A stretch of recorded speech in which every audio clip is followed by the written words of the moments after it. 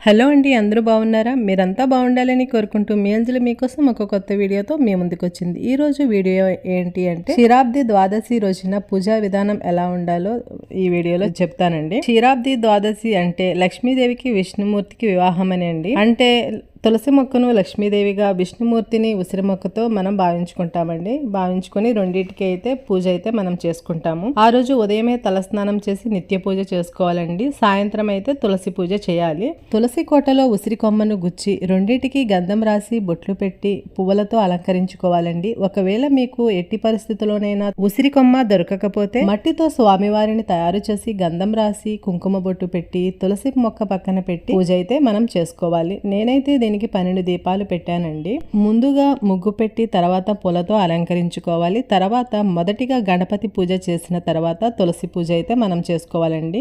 ఉదయం నుండి ఉపవాసం ఉన్న వాళ్ళైతే పూజ అనంతరం చుక్కను చూసి అల్పాహారం అయితే సేవించాలండి. ఈ పూజా విధానం గురించి నేనైతే లాంగ్ వీడియో చేశానండి. చూడని వారు ఎవరైనా ఉంటే ఈ వీడియో కింద నేనైతే లింక్ ఇస్తాను, చూసేయండి. అలాగే ఈ వీడియో కనుక మీకు నచ్చినట్లయితే లైక్ చేసి Anjali all in one channel ని సబ్స్క్రైబ్ చేసుకోండి. Thanks for watching. నెక్స్ట్ మరో వీడియోతో కలుద్దాం. Bye friends.